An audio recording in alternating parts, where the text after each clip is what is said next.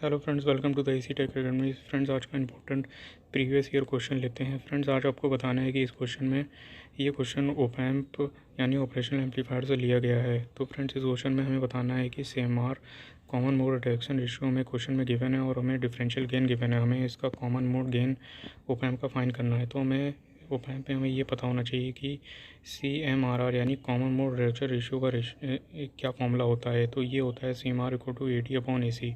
तो फ्रेंड, इस क्वेश्चन में हमें CMRR की वैल्यू गिवन है 10⁵ और इसी तरह 80 यानी कॉमन डिफरेंशियल मोड गेन की वैल्यू 10⁵ भी गिवन है। तो इसे हमें AC फाइंड करना है।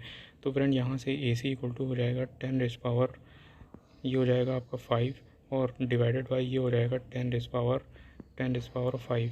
तो फ्रेंड, जब इसको हम सॉल्व करेंगे तो ये आ जाएगा AC इक्वल टू 1। तो फ्रेंड, यहाँ से कॉमन मोड गेन हमें मिल जाएगा ऑप्शन नंबर 4 1। तो ये इसका सही आंसर हो जाएगा। तो फ्रेंड्स, आप इसको नोट कर सकते हैं कि ऑपरेशनल एम्पलीफायर में CMR के फॉर्मूले को आप नोट कर सकते हैं। ये बहुत ही इंपॉर्टेंट फॉर्मूला है। ये क्वेश्चन कई एग्ज़ामों में रिपीट होता रहता है। ये ओपैम्प के लिए बहुत ही एक इम्पॉर्टेंट कैरेक्टरिस्टिक होती है और जिसका CMR का फॉर्मूला 80/AC होता है। चलिए फ्रेंड्स, नेक्स्ट क्वेश्चन लेते हैं। फ्रेंड्स, इस क्वेश्चन में हमें बताना है कि सोलर सेल क्या कन्वर्ट करता है, यानी सोलर सेल क्या करता है। तो इसका ऑप्शन सी हो जाएगा। सोलर सेल आपका सोलर एनर्जी को इलेक्ट्रिकल एनर्जी में चेंज करता है। तो यानी ये सोलर सेल की प्रॉपर्टी होती है। ये आपका सोलर सेल आपका सोलर एनर्जी को इलेक्ट्रिकल एनर्जी से चेंज करता है। अब ऑप्शन 2 में क्या दिया गया है, electrical energy to mechanical energy. तो फ्रेंड्स, ये चीज़ तो आपका जनरेटर करता है, यानी जनरेटर क्या करता है, इलेक्ट्रिकल एनर्जी को मैकेनिकल एनर्जी में चेंज कर सकता है।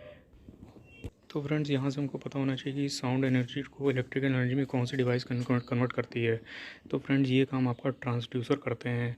ये ऑप्शन 1 हो जाएगा ट्रांसड्यूसर। इसी तरह ऑप्शन 4 अगर लेते हैं तो ये इलेक्ट्रिकल एनर्जी को लाइट एनर्जी में कौन सी डिवाइस चेंज करती है। तो ये आपकी होती है LEDs यानी लाइट एमिटिंग डायोड। इस तरह का फंक्शन प्रोवाइड करते हैं। चलिए फ्रेंड्स, नेक्स्ट क्वेश्चन लेते हैं। फ्रेंड्स, इस क्वेश्चन में हमें बताना है कि SOI का फुल फॉर्म क्या होता है। ये क्वेश्चन आपका IC फैब्रिकेशन यानी EDC सब्जेक्ट से लिया गया है। तो फ्रेंड्स, इस क्वेश्चन का आंसर हो जाएगा ऑप्शन नंबर 1। ये आपका होता है सिलिकॉन ऑन इंसुलेटर, यानी जब हम सिलिकॉन ऑन इंसुलेटर की तरह जब इसको काम में लेते हैं सिलिकॉन को, तो ये वहाँ पे आता है। तो फ्रेंड्स, ये आपका IC फैब्रिकेशन का क्वेश्चन है। ये आपको इसी तरह याद करना पड़ेगा, ये फुल फॉर्म से लिया गया है। तो फ्रेंड्स, ये आपको याद होना चाहिए कि SOI का फुल फॉर्म क्या होता है। ये होता है सिलिकॉन ऑन इंसुलेटर। चलिए फ्रेंड्स, नेक्स्ट क्वेश्चन लेते हैं। फ्रेंड्स, इस क्वेश्चन में हमें बताना है कि LSI चिप्स में कितने कंपोनेंट होते हैं। तो यहाँ पे LSI का मतलब होता है लार्ज स्केल इंटीग्रेशन चिप्स। तो फ्रेंड्स, यहाँ से सबसे पहले पता होना चाहिए कि इसका ऑप्शन नंबर 4 हो जाएगा। ये आपका होता है 1000 कंपोनेंट से ज़्यादा जिस डिवाइस या जिसमें होते हैं, तो वहाँ से हमें पता चलता है कि वो LSI चिप्स होगी, यानी लार्ज स्केल इंटीग्रेशन होता है। तो फ्रेंड्स, यहाँ से अब हम आगे लेते हैं और चीज़ें हमें भी पता होना चाहिए कि लार्ज स्केल इंटीग्रेशन के अलावा और क्या होता है। तो फ्रेंड, जिस डिवाइस में 10 से 100 कंपोनेंट्स होते हैं उसको SSI या फिर स्मॉल स्केल इंटीग्रेशन बोला जाता है। और इसी तरह जिस डिवाइस में 10 से 1000 के बीच के कंपोनेंट होते हैं उसमें MSI बोला जाता है, जिसको मीडियम स्केल इंटीग्रेशन का नाम दिया जाता है। और इसी तरह फ्रेंड्स, एक VLSI भी होता है, ये आपको नोट होना चाहिए, जिसमें कंपोनेंट्स आपके करीब 3 लाख कंपोनेंट्स होते हैं, ग्रेटर देन 3 लाख कंपोनेंट्स होते हैं। तो उसको हम बोलते हैं VLSI यानी वेरी लार्ज स्केल इंटीग्रेशन। तो फ्रेंड्स, ये 2-3 चीज़ें आपको याद करनी पड़ेंगी इसी तरह से, ठीक है। तो चलिए फ्रेंड्स, नेक्स्ट क्वेश्चन लेते हैं। फ्रेंड्स, इस क्वेश्चन में हमें बताना है कि which of the following theorems state that in linear bilateral network the voltage and current sources sinks can be interchange. तो फ्रेंड्स, वो कौन सी थ्योरम होती है जिसमें हम वोल्टेज को करंट से और करंट को वोल्टेज से इंटरचेंज कर सकते हैं।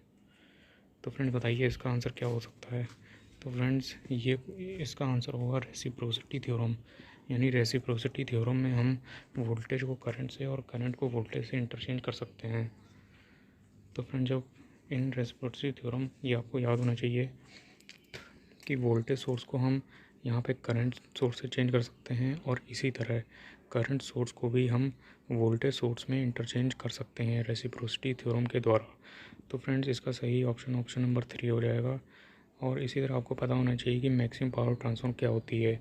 इसके लिए फॉर्मूला होता है मैक्सिमम पावर ट्रांसफ़र के, जब load resistance equal to source resistance के बराबर होता है तब ये मैक्सिमम पावर का फॉर्मूला आता है। तो ये हो जाता है power equal to Thevenin voltage square divide by 4 into resistance of Thevenin. तो फ्रेंड्स ये 2-3 चीज़ें आपको इसी तरह याद करनी पड़ेंगी।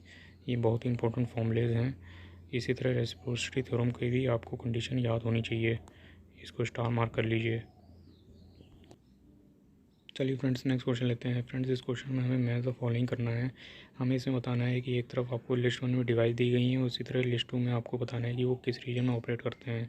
फ्रेंड्स ऑप्शन 1 में जेनर डायोड है। जेनर डायोड आपका रिवर्स बायस में करता है काम, और इसी तरह ऑप्शन 2 सोलर सेल आपका हमेशा फॉरवर्ड बायस में काम करता है। इसी तरह लेज़र डायोड आपका भी फॉरवर्ड बायस में काम करता है, और एवलांचे फोटो डायोड आपका रिवर्स बायस में काम करता है। तो फ्रेंड्स आपको ये 2-3 चीज़ें आपको याद होनी चाहिए। इसका ऑप्शन नंबर फर्स्ट करेक्ट हो जाएगा। यहाँ पे हम मेन इंपॉर्टेंट बात यह है कि जेनर डायोड आपको याद रखना है कि ये ऑलवेज़ वर्क करता है आपका रिवर्स बायस में। ये आपको हमेशा याद रखना है कि रिवर्स बायस जब भी होता है तो वहाँ पे हमें जेनर डायोड का यूज़ करना पड़ता है। Zener diode as a voltage regulator भी यूज़ किया जाता है। तो फ्रेंड्स इसी तरह के क्वेश्चन जानने के लिए सब्सक्राइब करें इसी टेक।